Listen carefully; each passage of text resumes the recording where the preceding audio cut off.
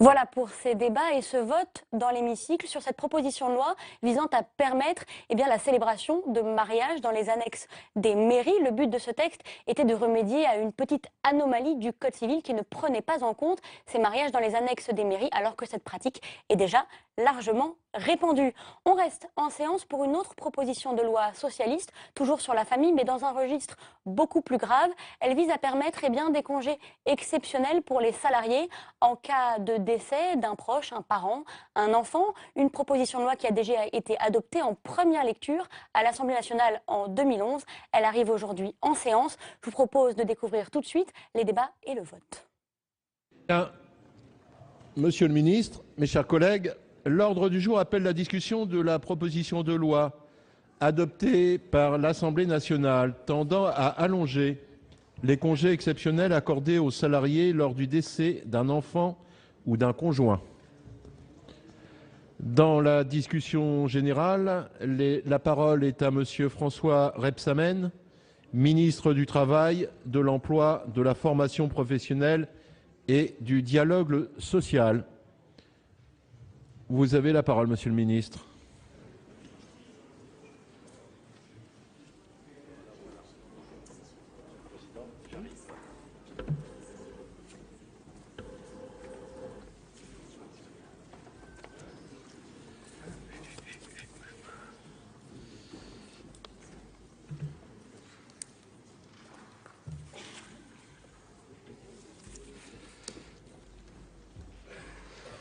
Merci, Monsieur le Président, Mesdames, Messieurs les sénateurs, Monsieur le rapporteur. Voilà, il s'agit donc d'une proposition de loi dont le but est d'allonger les congés exceptionnels, sujet important, sensible, accordés aux salariés lors du décès d'un enfant ou d'un conjoint. C'est donc un sujet, comment dire, éminemment sensible, qui nous réunit à cet instant. Aujourd'hui, le décès d'un proche est toujours une épreuve, quelles qu'en soient les circonstances, une épreuve qui nous a tous touchés directement ou indirectement. Et donc il appartient, je le crois en tous les cas, à la société tout entière de manifester tout à la fois sa solidarité, mais aussi son empathie, on va dire, face à la douleur d'une mère, d'un père ou d'un conjoint. Et donc, cette solidarité, elle doit se traduire par des droits, le droit notamment à des congés, période de congés exceptionnels d'une durée que j'appellerais décente. Et donc, aujourd'hui, la durée légale des congés pour décès, qui est fixée par le Code du travail, varie en fonction du lien de parenté. Il s'agit donc de 2 jours de congé pour le décès d'un enfant, 2 jours pour le décès d'un conjoint ou du partenaire lié par un pacte civil de solidarité, et 1 jour pour le décès d'un père, d'une mère, d'un beau-père ou d'une belle-mère, d'un frère ou d'une sœur. Dans tous les cas, il faut le rappeler, les congés exceptionnels pour décès qui sont assimilés à des jours de travail effectifs sont donc à la charge de l'employeur et ne peuvent excéder 2 jours. Telle est la réalité aujourd'hui. 2 jours, beaucoup d'entre vous ont pensé que c'était insuffisant, vous en conviendrez tous. C'est insuffisant si l'on compare le nombre de jours accordés pour un décès au nombre de jours accordés pour des heureux événements qui sont bien souvent, eux, prévisibles. 4 jours pour un mariage, 3 jours pour une naissance ou pour l'arrivée d'un enfant adopté, 1 jour pour le mariage d'un enfant. Et j'avoue que cette différence semble difficilement compréhensible et difficilement justifiable, et en annulant cette différence, la proposition de loi dont vous allez débattre répond, je le crois, à un impératif de cohérence. C'est insuffisant aussi au vu des démarches beaucoup plus compliquées, difficiles, à accomplir en cas de décès dans une situation souvent de choc et de détresse. Au-delà de l'organisation des obsèques, les formalités administratives sont nombreuses et complexes. Et dans ces circonstances, il faut bien reconnaître qu'elles constituent incontestablement un poids particulier. Et donc il faut faire face aux bouleversements qui peuvent toucher toute la cellule familiale, organiser par exemple le retour à l'école des frères et des sœurs. Il faut du temps, tout simplement. En accordant aux salariés plus de temps, la proposition de loi répond donc à un impératif d'humanité et de solidarité. Pour remédier à cette insuffisance, certaines conventions collectives prévoient des jours de congé exceptionnels supplémentaires. Il s'agit de branches professionnelles, bien sûr. C'est le cas, par exemple, dans les branches de la métallurgie ou du bâtiment, ou encore dans les transports routiers. Des accords conclus dans les entreprises peuvent également le prévoir, mais peuvent le prévoir. Il ne s'agit là que d'une faculté. Et donc, en raison ou en fonction plus exactement de la taille, de la nature de l'entreprise qui les emploie, tous les salariés ne sont donc pas égaux et n'en bénéficient donc pas de la même manière. Ils sont alors contraints d'utiliser leur quota de congés annuels pour prolonger cette période autant que nécessaire. Et s'ils ne parviennent pas à un compromis, soit avec leurs employeurs ou avec leurs collègues, les arrêts de maladie, dont ce n'est pas l'objet, deviennent un recours. De tels expédients ne sont satisfaisants pour personne. En fixant une durée décente aux congés exceptionnels accordés à tous les salariés, cette proposition de loi répond donc à un impératif d'égalité. Cohérence, solidarité, égalité, autant de valeurs qu'il nous appartient de porter ensemble en partageant le constat de cette insuffisance du droit et en y remédiant. Il n'est bien sûr pas question de quantifier la douleur. Nous en serions bien incapables. C'est impossible. Il s'agit simplement de donner un peu plus de temps à ceux qui sont touchés par le drame ou par le drame que représente bien évidemment la perte d'un enfant ou d'un conjoint. L'octroi de ces jours de congés supplémentaires n'atténuera en aucune façon la douleur des familles. Ce n'est ni le rôle, ni votre pouvoir, ni le pouvoir du législateur. Mais cela permettra cependant d'alléger les contraintes matérielles qui pèsent à cet instant sur ce moment particulièrement difficile. Je me réjouis donc que le groupe socialiste ait souhaité inscrire ce texte qui avait été déposé en 2011 par ce groupe à l'Assemblée nationale, alors dans l'opposition, à l'ordre du jour du Sénat. Les auditions qui avaient été menées par la Commission des affaires sociales de l'Assemblée avaient mis en lumière, puisqu'il s'agit de modifier, même si la modification n'est pas essentielle, elle est substantielle, mais de modifier le Code du travail. Et donc, elle avait mis en lumière l'unanimité des représentants syndicaux et associatifs sur cette question. La même unanimité, je le rappelle, avait régné d'ailleurs sur les bancs de l'Assemblée lors du vote le 17 novembre 2011.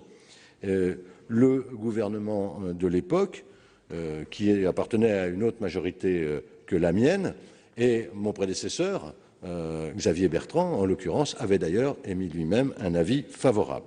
Cette proposition porte donc en elle le sceau du compromis que les parlementaires, en tous les cas je le sais, arrivent parfois à trouver sur certains sujets éthiques ou sur certains sujets particulièrement graves. Il est temps de la transposer, si vous en êtes d'accord. Je voudrais simplement attirer votre attention sur deux points particuliers. La première, c'est la simplicité nécessaire. La simplicité nécessaire dans ce qui figure aujourd'hui dans la proposition de loi. Simplicité car toute autre démarche serait, je le crois, difficilement explicable, et ce qui est difficilement explicable est encore plus difficilement applicable.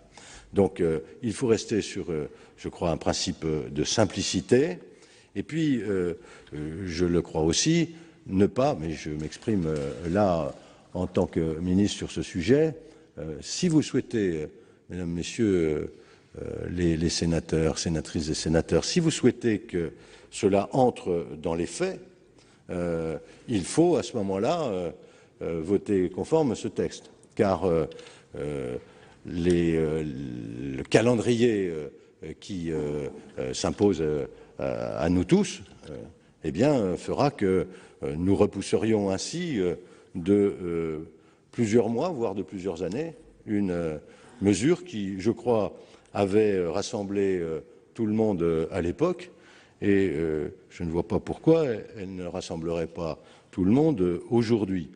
Face au drame, je vais le dire comme cela, il y a, je le crois, ni droite, ni gauche, ni centre.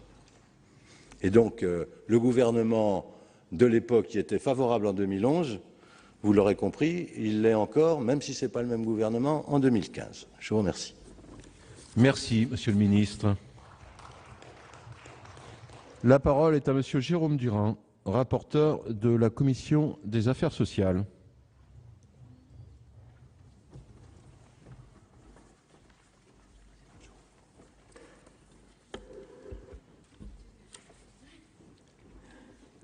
Monsieur le Président, Monsieur le Ministre, mes chers collègues, il y a près de 40 ans, les partenaires sociaux s'accordaient sur la possibilité pour les salariés de s'absenter de l'entreprise pour faire face à des événements importants, heureux ou malheureux, de leur vie professionnelle, sans effet sur leur rémunération ni sur leur congé. Il y a près de 9 ans, le Sénat décidait, sur le rapport de son président de la Commission des affaires sociales d'alors, Nicolas About, d'allonger le congé accordé en cas de décès du conjoint ou d'un enfant. Il y a près de 3 ans et demi, l'Assemblée nationale, par l'adoption d'une autre proposition de loi, déposée par Mme Michèle Delaunay, décidait à son tour d'allonger ses congés. Tel est le parcours singulier du texte aujourd'hui soumis à l'examen du Sénat. Cette proposition de loi, adoptée en 2011 par l'Assemblée nationale, porte de 2 à 3 jours la durée du congé en cas de décès du conjoint ou du partenaire de PACS, et de 2 à 5 jours la durée du congé accordé en cas de décès d'un enfant. Quels sont les éléments qui motivent l'intervention du législateur? Je voudrais écarter d'emblée l'idée d'apporter une compensation de quelque manière à la douleur ressentie par les familles. Combien de temps faut-il pour affronter un deuil? La loi ne peut avoir de réponse à cette question. Aussi, notre commission n'est-elle pas entrée dans un débat établissant une hiérarchie pour le moins délicate entre les épreuves qui peuvent affliger les salariés, tant elles touchent à leur histoire personnelle ou à leur intimité.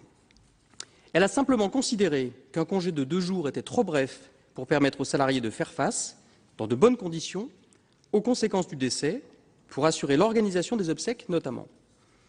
Elle a par ailleurs noté que la durée du congé était moins élevée en cas de décès des plus proches qu'en cas d'événements heureux, mais surtout, le plus souvent, prévisibles. Mariage, naissance.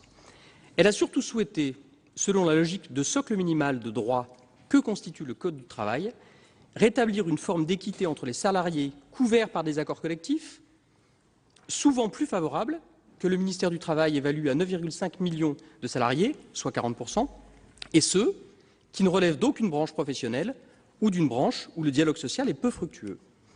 Naturellement, nous aurions pu souhaiter aller plus loin et apporter davantage de garanties aux salariés. La question du concubin, ou des parents, ou d'autres proches, s'est évidemment posée. Au cours de notre réunion de commission de ce matin, un débat s'est instauré, partageant nos collègues entre ceux qui étaient désireux d'assurer rapidement des garanties plus fortes aux salariés et ceux qui souhaitaient les élargir à l'occasion de l'examen de ce texte, quitte à en reporter la mise en œuvre. À titre personnel, je pense que notre première responsabilité est de faire aboutir rapidement ce texte. Voilà quels sont donc les motifs de l'intervention du législateur. Le texte qui nous est soumis a été amendé en commission des affaires sociales à l'Assemblée nationale. À la différence de la proposition initiale, il ne distingue pas selon que l'enfant est à charge ou non, et ne prévoit pas d'augmentation en cas de décès d'autres parents proches, parents, beaux-parents, frères et sœurs. Ainsi modifié, le texte a fait l'objet d'un très large consensus qui a permis son adoption à l'unanimité à l'Assemblée nationale le 23 novembre 2011. Notre commission soutient cette amélioration des droits des personnes affligées par le décès d'un proche et vous recommande d'adopter ce texte. Elle souhaite naturellement que, comme elle l'a fait le 25 mars dernier, le Sénat puisse se prononcer à l'unanimité. Je vous remercie. Merci, Monsieur Jérôme Durain. Dans la suite de la discussion générale, la parole est à Madame Aline Archimbaud pour 6 minutes.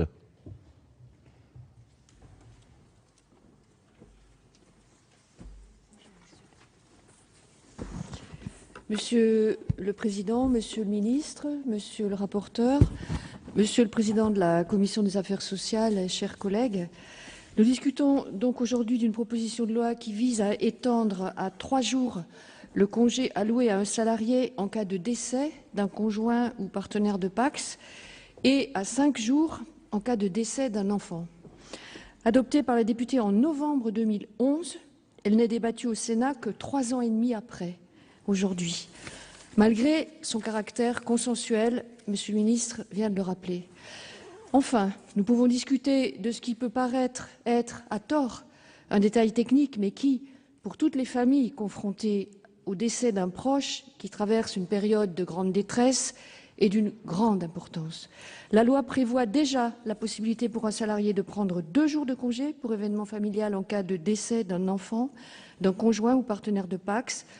C'est tout simplement un principe d'humanité, de solidarité nationale qui s'impose. Mais au regard de la gravité de ces situations, on comprend bien que 2 jours sont toutefois trop peu pour les personnes touchées par ces deuils qui ont besoin de prendre le temps nécessaire afin de gérer émotionnellement et de façon pratique la perte d'un proche. Les chiffres sont là pour le confirmer. La Direction générale du travail estime en effet que 9,5 millions de salariés prennent des congés pour événements familiaux d'une durée supérieure à celle prévue par le Code du travail. Cela conduit donc, dans les faits, à chercher des expédients, à faire comme on peut, à prendre par exemple des congés classiques pour ceux qui en disposent et qui peuvent en poser, ou des jours de congé maladie. Et donc, il y a dans la réalité une exigence d'égalité. Nous devons promouvoir cette égalité. C'est ce que fait cette proposition de loi qui permet d'être plus proche de la réalité des situations des salariés, qui permettra en plus de rendre plus homogènes les droits à congé pour les événements de la vie.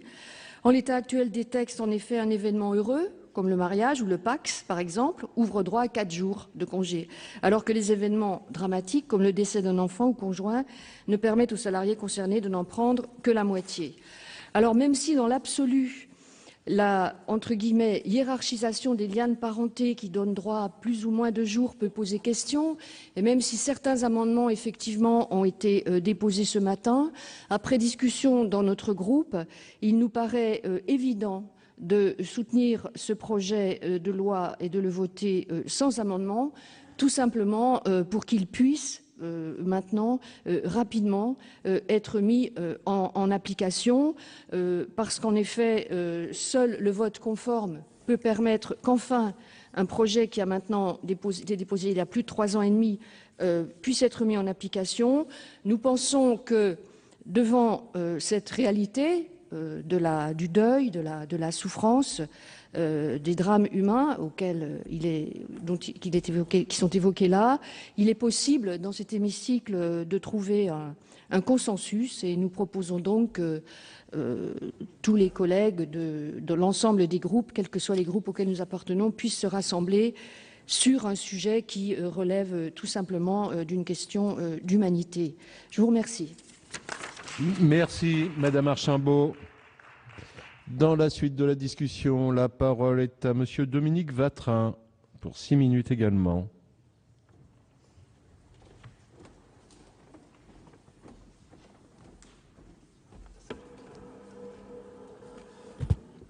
Monsieur le Président, Monsieur le Ministre, Monsieur le rapporteur, mes chers collègues, chacun connaît, pour l'avoir vécu, la douleur qui suit le décès d'un proche, douleur encore plus vive lorsqu'il s'agit d'un membre de sa famille.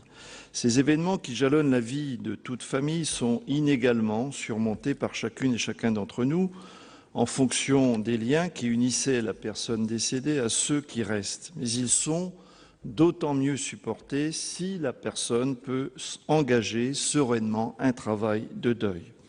Actuellement, l'article L3142-1 du Code du travail prévoit des durées variables d'autorisation d'absence exceptionnelle sans perte de salaire en fonction du lien de parenté du ou de la salariée avec la personne défunte.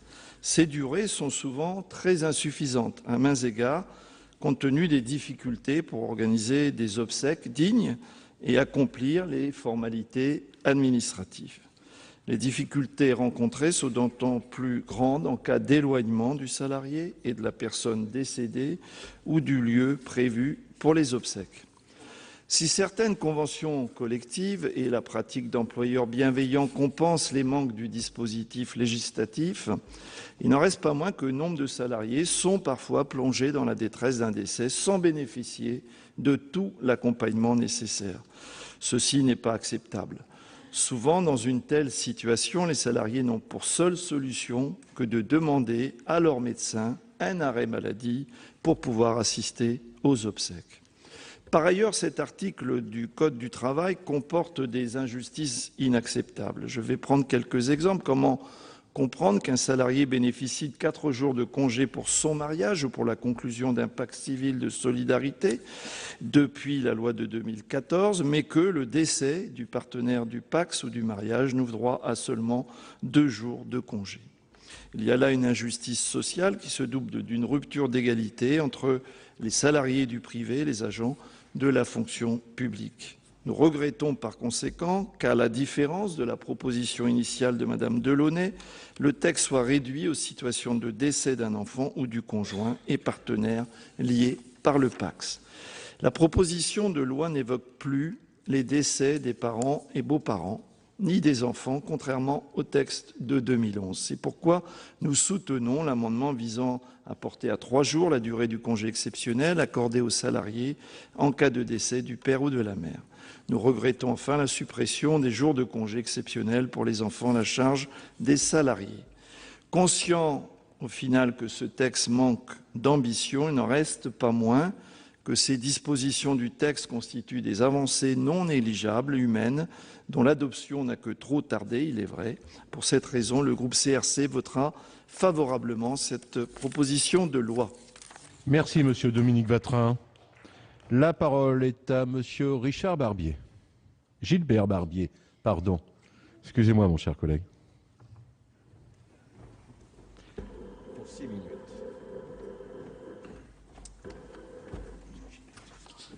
Monsieur le Président, Monsieur le Ministre, Monsieur le Vice-président de la Commission, Monsieur le rapporteur, bon, j'ai bien entendu les orateurs précédents et Monsieur le Ministre, et bien entendu, je pense que chacun ici partage le problème que cela pose en cas de survenue d'un événement extrêmement douloureux, et il n'est pas ici de juger la quantité du malheur et de voir d'y adapter les jours obtenus. Aussi, je partage totalement l'objectif de la proposition de loi de Mme Delaunay qui a été présentée et qui a été, comme ça dit, profondément modifiée, ce que je regrette personnellement, mais qui vise donc, ce qu'il en reste, d'augmenter la durée des congés en cas de décès d'un enfant ou d'un conjoint. Les 2 jours prévus par le Code du travail sont effectivement bien insuffisants au regard des démarches qu'il faut entreprendre et moralement inadaptés. Comme elle l'avait rappelé à l'Assemblée nationale, je rappelle, en 2011, cette situation contraint les salariés à utiliser les quotas de congés annuels lorsqu'ils ne réussissent pas à s'entendre avec leur employeur ou avec leurs collègues. Et ça peut conduire à solliciter un arrêt de travail. En général, c'est ce qui se passe, ce qui n'est pas non plus satisfaisant, Monsieur le Ministre. C'est pour laquelle de nombreuses conventions collectives ont été mises en place avec un régime plus généreux. Mais tous les salariés ne sont pas concernés par ces conventions. Il me paraît donc légitime d'améliorer ce régime et, bien entendu, le texte qui nous est proposé va dans ce sens. Cependant, le texte tel qu'il a été adopté par l'Assemblée nationale, je rappelle, en novembre 2011, C'était le fruit d'un consensus, mais la proposition initiale prévoyait d'aller beaucoup plus loin, puisqu'elle traitait de l'ensemble des congés par décès. On a évoqué ce problème, à mon avis, n'est pas tout à fait satisfaisant au regard de l'évolution de la sociologie. En effet, tout d'abord, moi je déplore que ce texte ne fasse pas preuve de la même indulgence pour le décès d'un père ou d'une mère. Actuellement, le congé est d'1 jour. Il n'aurait pas été déraisonnable, je crois, de le porter à 3 jours, quand on sait que souvent ces personnes, quelquefois âgées, sont dans des maisons de retraite ou dans des EHPAD et que les démarches à faire occupent largement plus d'une journée. Comment peut-on organiser décemment les funérailles de son père et de sa mère et effectuer toutes ces démarches administratives dans le seul espace d'une journée? Ce n'est pas possible. Nous le savons bien. Et par ailleurs, le deuxième problème, possibilité d'étendre à 3 jours le congé en cas de décès d'un père ou d'une mère, avait été proposé par Madame Delaunay. J'en appelle à mes collègues du groupe socialiste qui ont eu réinscrit dans leur créneau cette proposition de loi, dont il faut les remercier. Madame Delaunay avait insisté à la Commission des affaires sociales de l'Assemblée nationale. Bon, ça avait été un malentendu. Je signale que concernant le père et la mère, Monsieur le ministre, je rappelle qu'à l'Assemblée nationale, vous-même avez dit en séance que le texte pourrait être rectifié par le Sénat. J'ai repris ce texte et c'est pour cela que je vous proposerai tout à l'heure cet amendement concernant le père et la mère, et également un autre problème qui a, je pense, été oublié. Alors, est-ce qu'on est là pour faire des lois à la va-vite ou est-ce qu'on est là pour résoudre des problèmes de société, sachant que pour bien travailler, je suis bien d'accord avec vous, il faut savoir quand même que cette première adoption date de novembre 2011 et que depuis 1er octobre 2011, notre Assemblée aurait pu se saisir, puisque c'était quand même la majorité présidentielle actuelle qui était ici et qui aurait pu inscrire plus rapidement cette proposition de loi, puisque vous aviez une partie de la maîtrise de l'ordre du jour, même si le gouvernement intervient. Mais toujours est-il que je pense qu'on va éliminer de cette proposition de loi les concubins. Les concubins ne sont pas conclus dans cette affaire, sont exclus, ce qui aujourd'hui, alors comme je l'ai dit ce matin en commission, je ne suis pas ici pour faire l'apologie du concubinage, qu'il soit notoire ou pas, mais toujours est-il que je pense qu'aujourd'hui c'est un mode de vie de couple qui utilise cette formule, c'est le mariage, le pacte, certes, mais le concubinage est quelque chose qui existe chez beaucoup de personnes. Et bien entendu, je pense que si on veut avoir une loi qui soit complète, eh bien, je pense qu'il faut revenir là-dessus. Je signale, d'autre part, que quand on parle d'aller vite, que notre Assemblée, sur la proposition du groupe Union centriste de l'époque, étendait le bénéfice du congé au cas du décès du concubin. Et à l'époque, c'était Nicolas About qui était président de la Commission des affaires sociales. La situation du salarié qui perd son concubin ne se distingue guère de celle d'un salarié dont le conjoint ou le partenaire de PACS décède. Le grand nombre de couples qui vivent en union libre rend nécessaire une telle adaptation de nos règles, qui ne représente d'ailleurs pas une grande innovation sur le plan juridique, puisque la législation sociale assimile déjà souvent les concubins à des époux.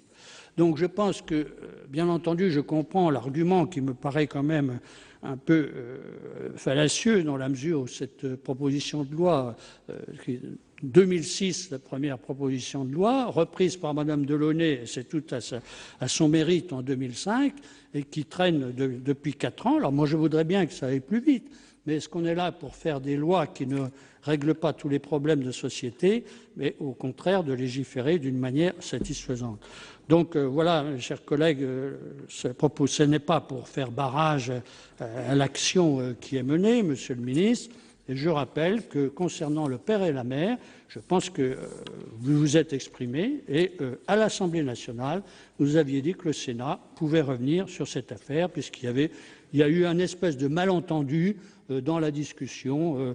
On a mal compris ce qu'étaient le père et la mère à l'époque. Je ne sais pas, ça paraît un peu compliqué. Mais toujours est-il que je souhaiterais que les deux amendements que j'ai présentés, dont l'un a été accepté par la Commission et l'autre refusé, dans un petit peu un brouhaha, puisse revenir là-dessus, et puis peut-être qu'on pourra utiliser des procédures assez rapides, et puis que l'Assemblée nationale, à ce moment-là, pourrait peut-être faire un conforme, ce qui permettrait de mettre rapidement en place cette proposition de loi fort intéressante. Merci. Merci, Monsieur Barbier. La parole est à Madame Françoise Gatel, pour 8 minutes.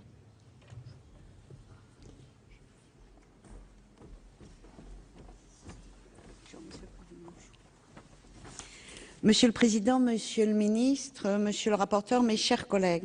Monsieur le Ministre, nous évoquons cet après-midi un sujet qui touche à la part la plus intime de nos vies personnelles.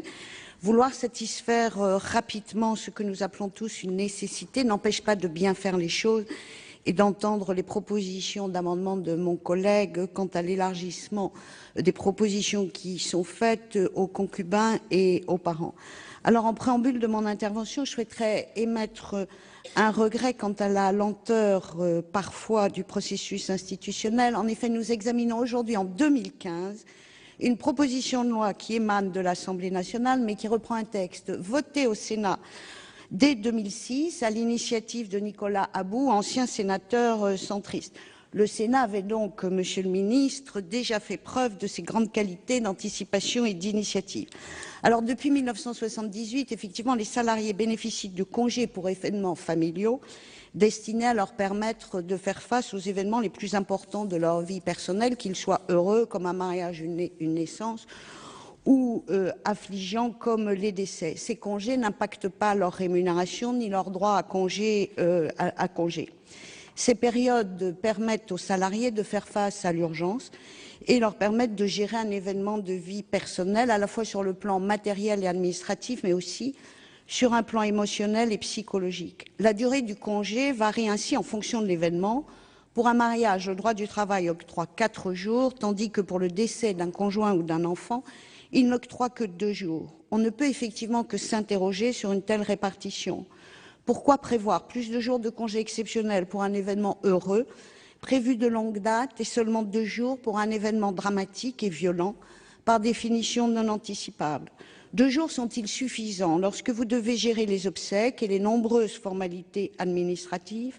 2 jours sont-ils suffisants quand vous subissez une épreuve personnelle qui vous ébranle fortement et bouleverse votre vie? D'un point de vue psychologique et émotionnel, est-on en capacité de reprendre le travail 2 jours après un événement à ce point douloureux?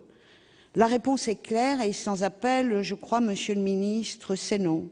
Il est vrai que souvent, un arrangement est trouvé avec l'entreprise qui fait preuve de solidarité envers le salarié éprouvé, mais parfois le dialogue se révèle difficile avec l'employeur, obligeant le salarié à solliciter un arrêt maladie auprès d'un médecin. Ces démarches ne peuvent que rajouter des tensions à des personnes violemment éprouvées. Certes, on pourrait, en période de lourde crise économique, s'interroger sur l'instauration de charges supplémentaires pour les entreprises. Mais les incidences de l'allongement de ce congé exceptionnel semblent objectivement trop circonscrites pour avoir une répercussion significative sur l'économie ou sur l'emploi. Déjà, parce que la proposition de loi votée par l'Assemblée nationale limite le poids de la charge en bornant l'octroi de congés exceptionnels supplémentaires au décès d'un enfant ou d'un conjoint, même si je soutiens les propositions de mon collègue M. Barbier. Et enfin, souvent, parce que les conventions collectives ou les accords de branche accordent déjà des avantages largement supérieurs aux minima prévus par la loi.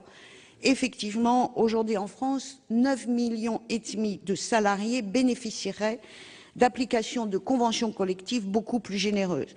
Le texte que nous examinons permettra donc d'harmoniser les dispositions existantes pour chaque salarié devant affronter un tel drame familial. Enfin, ce projet ne concerne pas le secteur public, les fonctionnaires étant régis par des règles propres. Pour conclure, Monsieur le Ministre et mes chers collègues, je rappellerai qu'il n'y a d'entreprise que par les hommes et les femmes qui y travaillent. Si l'efficacité et la performance économique sont une exigence incontournable, l'humanisme, le respect des personnes et la solidarité sont des valeurs bien souvent ancrées au cœur des entreprises et au cœur des centristes. Aussi, notre groupe UDI-UC votera cette proposition profondément humaniste. Je vous remercie. Merci, Madame Françoise Gatel. La parole est à Monsieur Philippe Mouillet pour 6 minutes.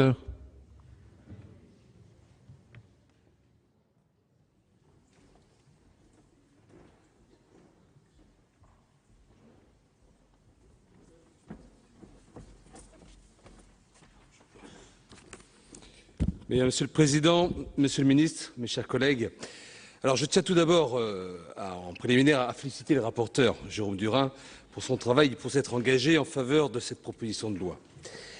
Cette proposition que nous examinons aujourd'hui a pour objet de modifier les articles du Code du travail ayant trait aux congés pour motifs familiaux pour le décès d'un enfant et pour le décès du conjoint ou du partenaire lié par un PACS.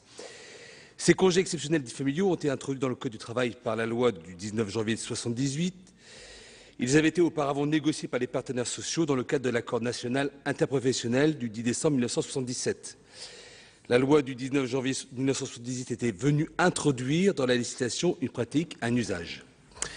Comme cela a déjà été dit par les différents intervenants, cette proposition de loi déposée par Madame Delaunay en octobre 2011 est soumise à l'examen de notre Assemblée plus de 3 ans après son adoption le 23 novembre 2011 par l'Assemblée nationale, et ce, à l'unanimité. Il est étonnant que le gouvernement n'ait pas songé à l'inscrire plus tôt à l'ordre de nos travaux, d'autant plus étonnant que cette proposition vise à accroître notamment les droits des salariés dans un contexte de vie difficile. En juin 2011, rappelons également que Jean-Charles Taugourdeau, député UMP du Maine-et-Loire, avait déposé une proposition de loi dont l'objet était également d'allonger les délais accordés aux salariés dans le cas d'un décès. L'article L. 3142-1 du Code du travail prévoit que tout salarié bénéficie, sur justification d'une autorisation exceptionnelle d'absence, donc de 2 jours pour le décès d'un enfant, d'un conjoint ou d'un partenaire lié par un PACS, et d'1 jour pour le décès du père, de la mère, du beau-père, de la belle-mère, d'un frère ou d'une sœur. L'article suivant du Code du travail prévoit que ces jours d'absence n'entraînent pas de réduction de la rémunération, qu'ils sont assimilés à des jours de travail effectifs pour la détermination de la durée du congé annuel et qu'ils sont accordés sans condition d'ancienneté. Les délais de ces congés pour événements familiaux nous semblent bien courts face au bouleversement que peut représenter la perte d'un enfant ou de son conjoint. Et il est assez surprenant que des événements tels qu'une naissance, un mariage, un remariage ou la conclusion d'un PACS, moment heureux par excellence, prévisible, programmable, puissent faire bénéficier finalement les salariés d'un congé plus long de 3 ou 4 jours en fonction de la nature de l'événement. Alors que la perte d'un enfant, événement imprévisible, car contraire à l'ordre naturel des choses, représente une douleur incommensurable, où la disparition soudaine d'un conjoint ne donne lieu qu'à 2 jours de congé exceptionnel. Ces 2 jours paraissent dérisoires pour ne serait-ce préparer les funérailles, procéder aux formalités administratives, aux démarches diverses et variées, avant de réaliser la perte de l'être cher et que ne vienne le temps du deuil. Les salariés peuvent trouver auprès de leur employeur ou leurs collègues de la compréhension, de la compassion et peuvent prolonger ces 2 jours, soit en prenant sur leur jour de congé, soit en bénéficiant d'un arrêt maladie. Ces situations, bien heureusement, présentent un caractère exceptionnel au sein d'une même entreprise, mais nous devons envisager les hypothèses où le salarié ne peut être soutenu dans son milieu professionnel. Ainsi, dans cette proposition de loi, il est proposé d'allonger les délais, donc pour le décès d'un enfant de 3 à 5 jours, et le délai pour le décès du conjoint et du partenaire lié par un PACS également de 2 à 3 jours. Ce matin, comme ça a été évoqué tout à l'heure, un amendement déposé par notre collègue Gilbert Barbier, adopté en commission, étend le bénéfice de ce délai de 3 jours aux concubins du salarié. Alors certes, cet amendement, s'il était adopté, bouleverserait le calendrier législatif, comme vous l'avez évoqué, Monsieur le Ministre, mais c'est aussi de la responsabilité de votre gouvernement de prévoir l'espace-temps nécessaire pour faire adopter ce texte. Et je crois que cette précision était fondamentale. Donc, nous serions amenés à soutenir, en tous les cas, l'amendement de notre collègue Barbier. Cette proposition de loi permettra une certaine harmonisation dans le secteur privé, en ce qui